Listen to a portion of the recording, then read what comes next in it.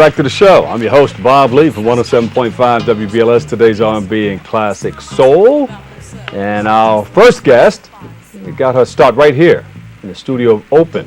You know, we put her on and she just took it. Working as an intern on Open and then taking full advantage of the many opportunities that she got right here.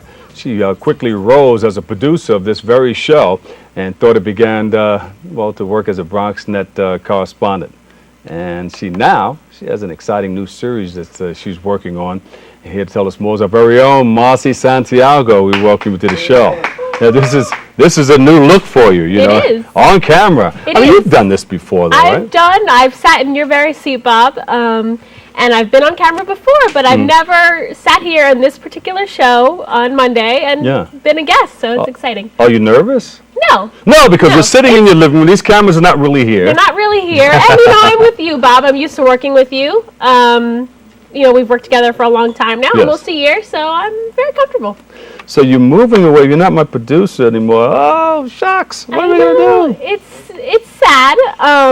I started as an intern here. I came last February, I came to BronxNet, and I was an intern, and I worked alongside all the people that are, here doing camera and doing, audio graphics. Right.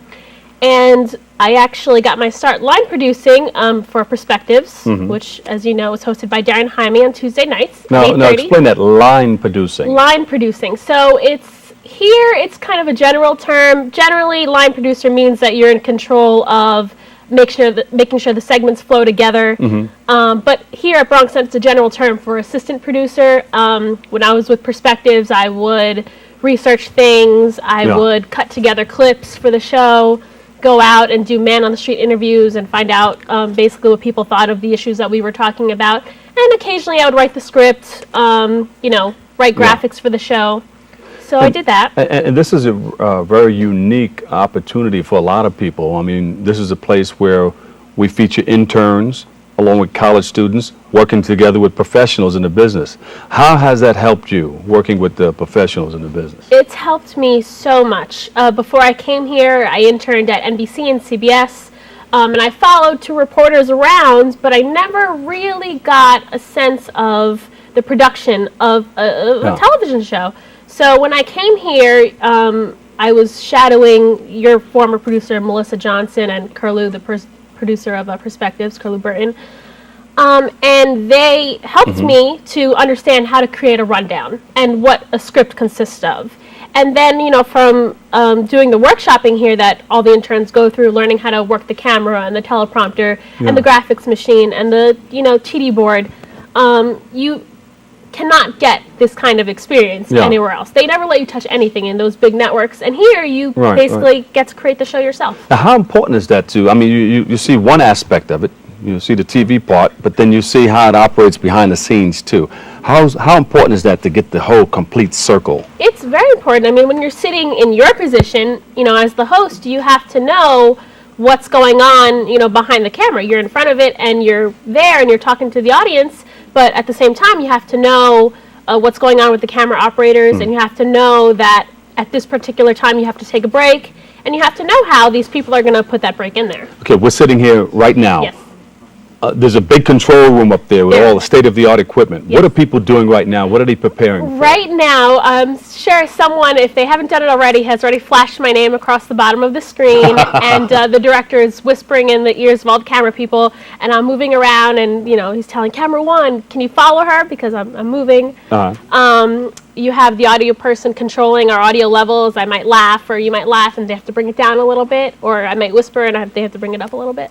A lot of things are going on. Reaction shots, and what are they telling me in my ear right now? Right now, they're telling you to ask me a particular question, or to stretch, or to hurry up and wrap up. And then you do something else. You go out on location, you blend in with the people, you find out what your story is going to be about, and then you do your investigative reporting. That's right. So I started doing reporting for BronxNet probably a couple months after I started producing this show. And my first assignment was to go to the Pine Barn Grill, and it was the opening of the Pine Barn Grill, and I was just to get a reaction from the community members on another successful Pine restaurant, because they have two others in the Bronx. And so you go out there, you go with a camera person, or sometimes you are the camera person yourself. Luckily, I've never had to do that because I'm like the New York one. Like New York one. I'm not that great on camera, but I'm learning. I'm still learning. Everybody's learning here. Well, how was it the first time you went out? Were you frightened? Oh, how am I going to put this story together? Where does everything go? I was very nervous. I had never reported on something that was for TV before. I had never really worked in TV before I started at CBS and NBC.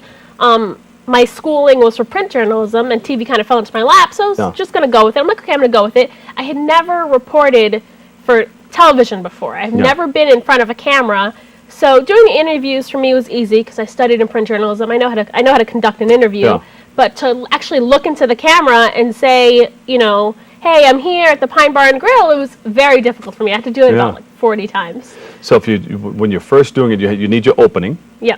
Everything's a beginning, a middle, and an end. That's right.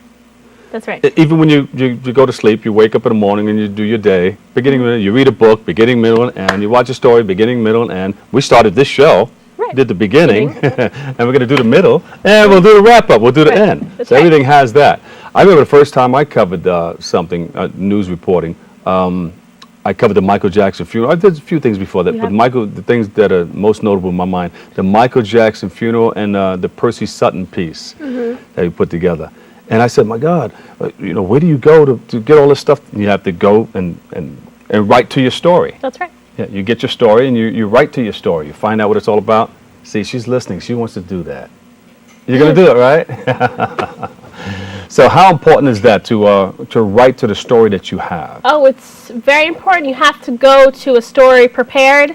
I went to the Pine Bar and Grill knowing already that it was a restaurant opening. I knew that they had 2 restaurants already here in the Bronx, and they also have one in Queens. And you have to know essentially what you're looking for. If you go in there not knowing anything, you'll be kind of lost, and you'll get snippets from people, but it won't have any kind of sense of order, and it'll make the story much more difficult to create once you're back in the editing room and you have to cut it all together. But let's talk about your new role. Oh, my new role. Yes, investigative reporting. What is this? Well, what made you want to get involved in that?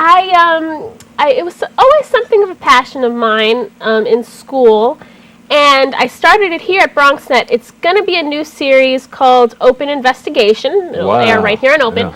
And is it more like Shame on You and stuff like that? I don't know. More like 60 minutes, kind of investigating topics and stuff, but we can do a little Shame on You kind of things. I enjoy those things. Where you go to like crooked car dealerships and yell at them. Yeah. But it started out... You need a bodyguard or two. Right.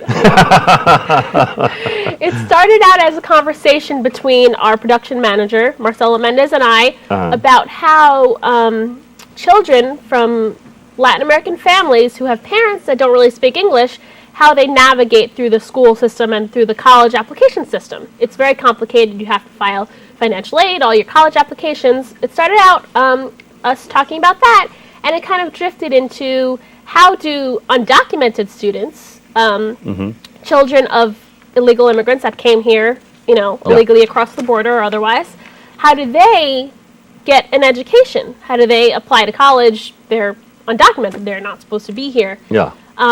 So we've been doing several interviews. I've done several interviews for the project already, and you should be seeing it sometime in the middle of March, right here in Open. Yeah. So we've caught up with a couple of people. One, a youth group called the New York State Youth Leadership Council, and they're dedicated to providing services for undocumented students. And helping them get into college, and navigating. Can you put some pieces on Open? Can you continue to put pieces on our show? Oh, I can. All right. What's it going to be called? You got a name for it? It's called Open Investigation with Marci Santiago. Is the general series name. The episode, if you will, for this first one is about the DREAM Act. So it's going to be called Acting on a Dream. And I'm really looking forward to it. We've got some of the pieces together. We're trying to bring it all together. The current producer of this show now, Chris Busateri, is helping me with it. So he's doing the camera and editing for me. I'm very happy about that. I'm very excited. Well, we're excited for you too, and we're going to miss you here on Open. That's why you got to continue to send us some investigative reporting. I know you're going to work for your show, but Right, you'll see me around. I'm going to be doing packages. I have a package coming out soon about a young girl who wants to go study abroad and she can't afford it. So the community is coming together to provide, funding for her. You'll see me on that. You'll see me on Open Investigation, and there'll be more topics to follow after the DREAM Act piece. There you go. Marci Santiago, taking it from the bottom to the top. That's how you do it. Well, we wish you lots of luck and success, okay?